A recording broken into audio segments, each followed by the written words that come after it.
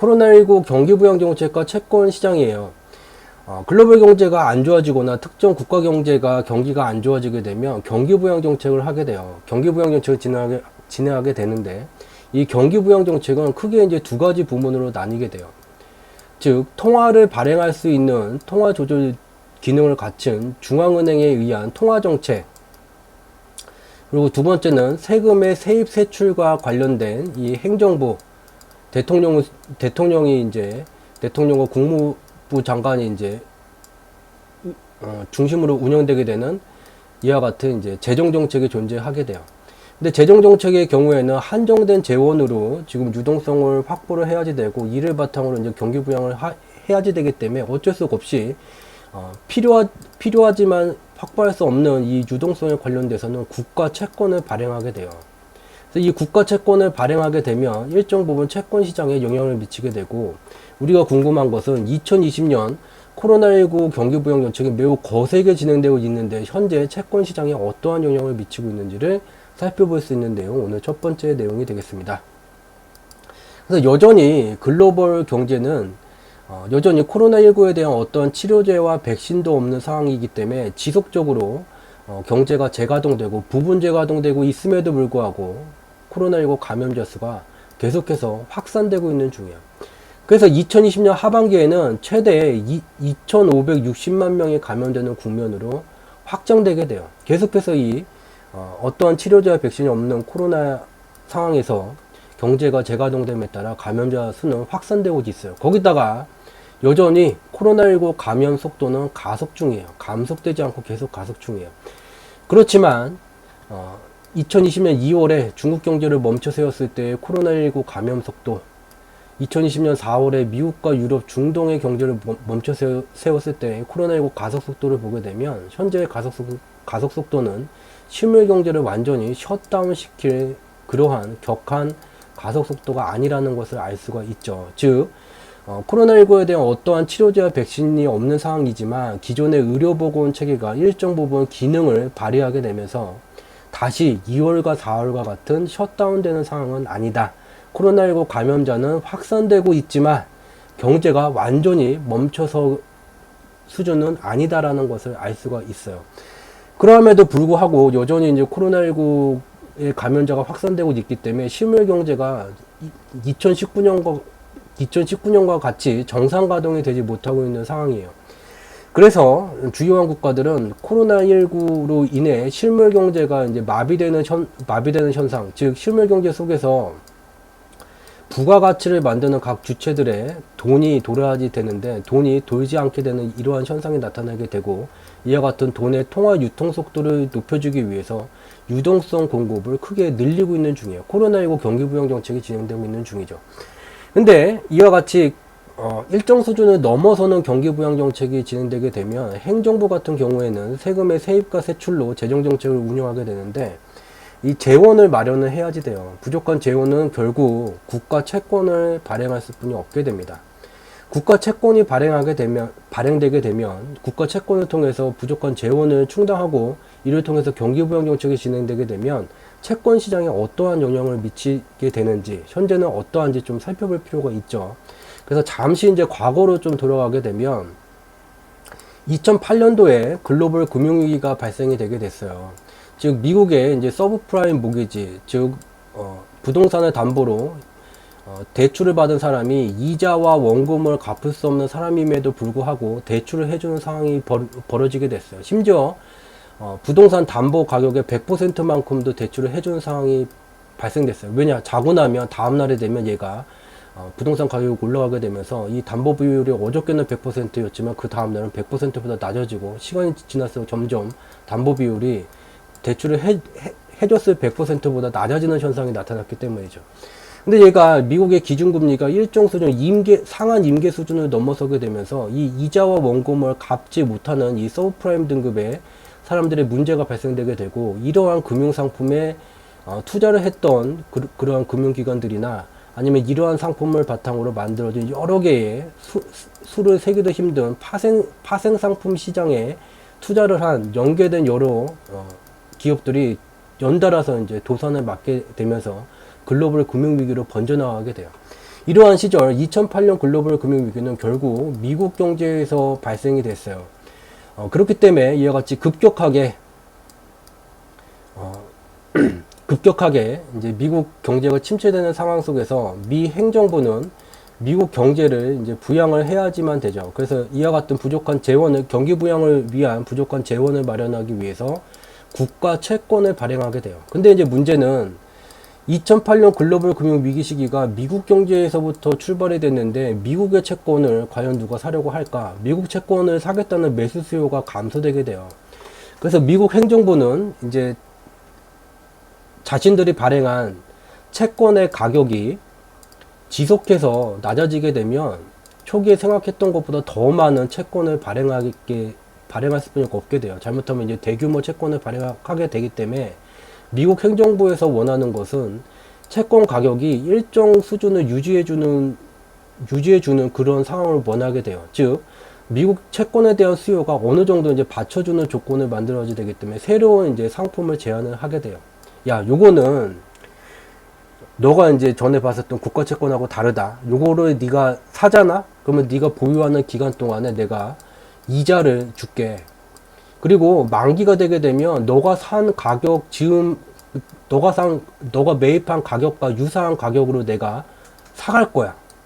즉, 너는 이자만 그냥 챙겨가도 너한테 득이 되는 거야. 이런 채권을 팔아요. 얘가 바로 이제 좀 어려운 말로 환매 조건부 채권이라고 말해요. 이 환매 조건부 채권을 판매하게 돼요. 그래서 환매 조건부 채권의 판매량이 2008년도에 이와 같이 증가가 되다가 결국은 글로벌 금융 위기가 미국 경제에서부터 전 세계로 이제 번져나가게 되게 되면서 이러한 이제 이자도 주고 만기가 되면은 도로 사가겠다는 환매 조건부 채권에 대한 수요도 감소되게 돼요. 그래서 채권 가격이 계속 떨어지게 되면 미국은 대규모 또 채권을 발행할 수뿐이 없는 상황에 직면하게 돼요. 이러한 상황 속에서 미국의 중앙은행이 등장하게 돼요. 야, 대규모 채권 발행하게 되면 나중에 굉장히 이제 문제가 된다. 그래서 미 행정부 너네가 원하는 채권 가격 판매 가격대가 얼마 정도인지 말해달라. 그러면은 우리가 직접 그 채권을 매입하겠다. 대신에 일정 기간이 지나고 난 다음에 만기가 되게 되면 이 매입했던 채권을 시장에 도로 되팔겠다. 라는 상품이 역환매 조건부 채권이 여기서 이제 등장하게 돼요. 역환매 조건부 채권이라는 것은 특정 국가의 이제 중앙은행이나 이제 해외 국가 기관들이 특정 국가의 이제 채권을 매입하고 만기가 되게 되면 그것을 시장에 되파는 조건으로 매입하는 그런 상품이 되게 돼요. 다시 이제 자료를 보게 되면 초기에 이자도 주고 보유하는 기간 이자도 주고 너가 사갔던 가격에 도로 되사갈게라는 환매 조건부 채권이 좀 팔리다가 그 뒤에 이제 판매가 안 되게 되면서 이와 같은 빨간색 선으로 역환매 조건부 채권, 즉 미국의 중앙은행이 미 행정부가 원하는 가격의 채권을 매입하게 되는 이 규모가 점점 시간이 지나면서 증가되게 되고 2016년도 경에 봤을 때는 미국 건국 이래 최대치의 이와 같은 보유 자산을 미국 중앙은행에 갖게 돼요.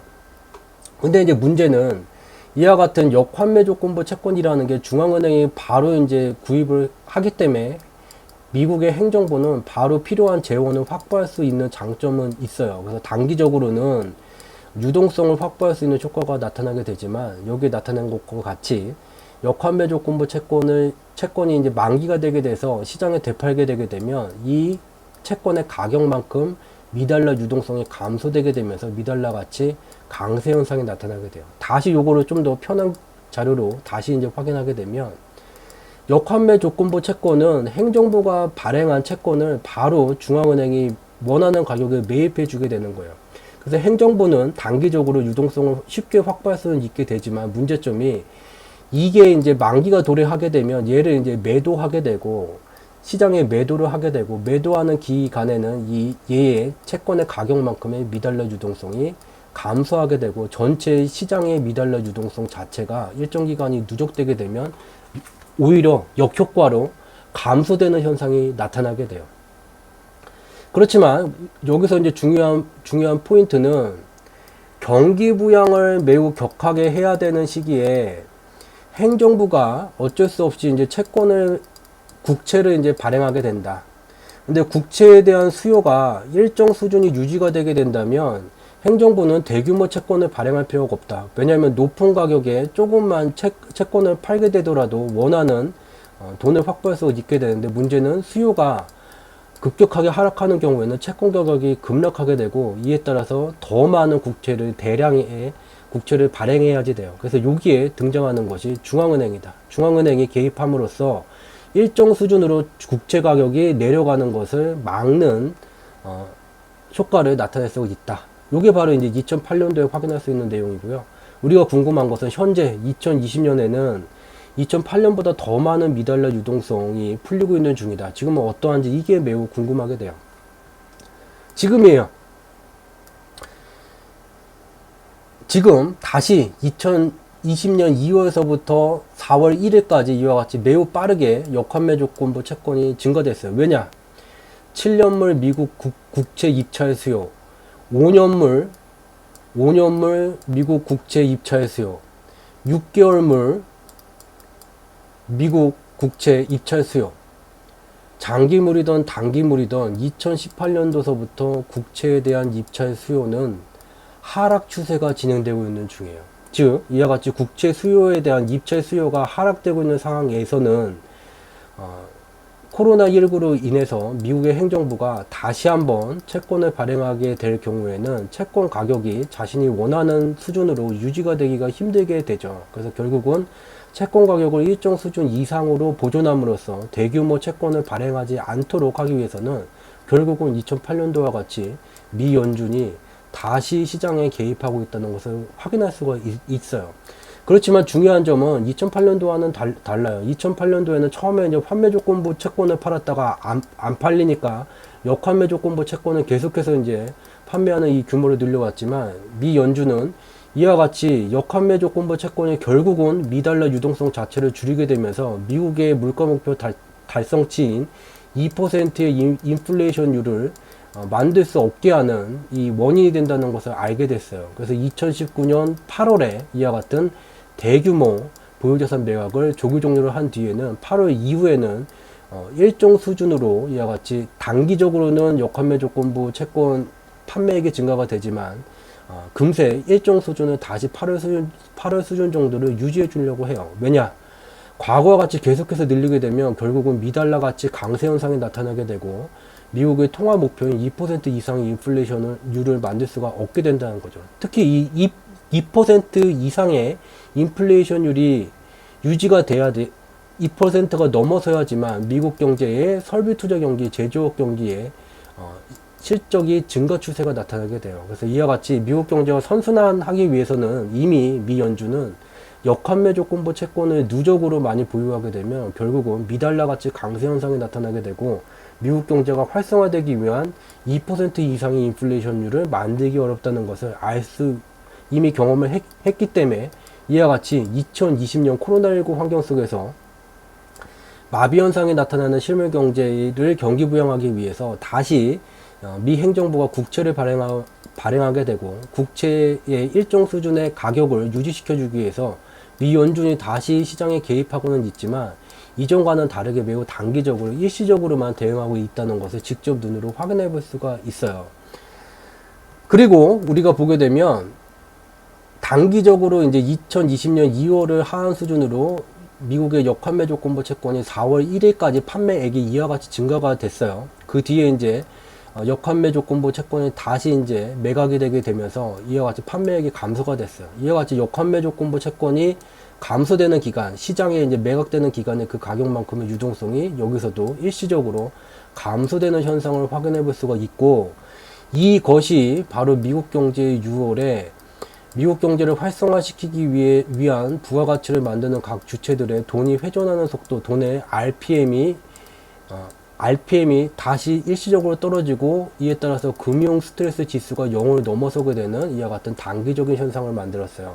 그렇기 때문에 다시 그 뒤에 유동성을 늘려주고 있는 것을 확인해 볼 수가 있고, 우리가 이제 주목해야 될 것은 이렇다. 경기 부양을 하게 되면 결국은 이제 대규모 국가 채권을 발행하는 것은 부담이 되게 되니까 대규모 국가 채권을 발행하는 것을 좀 줄이기 위해서는 일정 부분 국가 채권 가격이 일정 수준 이상을 유지해 줘야지 된다. 그러면 결국은 어쩔 수 없이 중앙은행이 일시적으로라도 이제 시장에 개입할 수뿐이 없다. 시장에 개입이 되게 되면 채권 가격이 일정 수준을 유지하게 된다. 즉 앞서서 살펴봤었던 2020년 2월서부터 미국의 역환매 조건부 채권 판매액이 4월까지 일시적으로 증가가 됐어요. 2020년 2월서부터 4월까지 역환매 조건부 채권의 판매액이 상승이 되게 됐고, 결국은 미연준이 여기에 개입해서 채권 가격을 받쳐주기 위해서 개입을 하게 되면서 채권 가격이 이와 같이 상승하는 현상을 확인해 볼 수가 있어요. 그리고 또 하나, 왜 채권 가격이 빠지지가 않습니까? 주식시장이 상승하게 되면 채권 가격은 빠져야 되는데, 주식시장이 상승하는데 왜 채권 가격이 빠지지가 않습니까? 바로 앞에서 살펴본 바와 같다. 코로나19로 인해서 경기 부양을 하기 위해서는 미국 행정부를 비롯한 대부분의 대한민국도 또한 행정부 구분은 없지만 중앙은행이 아닌 국가기관, 행정부들은 국채를 발행할 수밖에 없고, 국채를 대규모로 발행하지 않기 위해서는 중앙은행이 개입해서 채권 가격을 일정 수준 이상으로 유지시켜 줘야 된다. 그와 같은 현상이 나타나게 되면서 주식시장이 상승하지만 채권 가격이 일정 수준 이상의 상태를 유지시켜주는 현상을 확인해 볼 수가 있어요. 여기에다가 또 채권 시장에 영향을 미치는 게 변동성을, 이와 같은 이제 중앙은행의 영향 외에 이제 변동성, 글로벌 금융시장의 변동성을 만드는 복수의 투자 조작 한머니에 의한 영향이 작용하고 있죠. 3월에 주식시장이 이와 같이 이제 급락이 나타나게 됐어요. 급락이 나타나는 게 그냥 나타나는 게 아니라 글로벌 금융시장은 존 템플턴 경이 글로벌 ETF라는 개념을 만든 이후에 다 연동돼서 움직이고 있어요. 급락이 나타나게 될 경우에는, 급락이 나타나기 전에 주식시장과 금융상품이 일정 수준 이하로 폭락하게 될 경우에는 돈을 벌기 위해서 옵션 시장에, 글로벌 옵션 시장에 하방 풀베팅이 들어가게 됐어요. 하방 풀베팅은 아무 때나 나오지 않는다. 자꾸 현재도 3월과 같은 폭락, 3월을 넘어서 좀 폭락을 말하는데 아무 때나 나타나지 않는다. 이와 같은 폭락이 나오려면 반드시 그 전에 오버슈팅 현상이 나와야 된다. 2019년 11월서부터 2020년 2월 초까지 오버슈팅이 나타났어요. 즉 오버슈팅이 주식시장에서 나타난 이후에서야 하방 풀베팅이 들어가게 되면서, 그리고 채권시장으로 자금이 이동되게 되면서 이와 같은 변동성이 나타나게 됐다. 그리고 여기에다가 중앙은행의 경기부양정책의 영향으로 이와 같은 채권의 일정 수준 떨어지지 않는 현상이 지속되고 있다는 것을 확인해 볼 수가 있다. 공개방송이 화요일, 목요일 밤에만 진행을 하게 돼요. 그래서 이제 월, 화, 수, 목 중에는 이와 같은 네이버에다가 이제 경제지표 스토리텔링이라고 검색어를 치시게 되면 블로그에 이와 같은 클릭을 하게 되면 저희가 운영하는 블로그 경제지표 스토리텔링 우리가 사는 세상 바로보기라는 블로그가 나오게 돼요. 그래서 매일 2개 정도씩 그날 이제 분석한 내용을 올려드리게 되고, 블로그에는 매우 단편적인 얘기만 좀 분석한 내용을 공유를 하게 되고요. 여기에 이제 연관 검색어에 보게 되면 주상지라고 여기 조회가 돼요. 조회수가 좀 이제 많아져갖고 연관 검색이 되고요. 여기에 이제 주상지를 클릭을 하게 되면 여기에 세 번째 거 얘를 이제 클릭을 하게 되면 저희가 운영하는 카페 주상지, 주가를 상승시키는 경제지표 카페가 연결이 되게 되고, 여기에 올리는 시황은 블로그에 공유된 것보다 좀 더 심층 분석, 인덱스 리뷰가 된 내용이 올라오게 돼요. 그래서 이와 같은 블로그 내용을 통해서, 블로그와 카페를 통해서 매일마다 그 분석된 내용을 참고를 하실 수 있는 자료를 제공드리고 있다는 점 참고로 말씀드리도록 하겠습니다.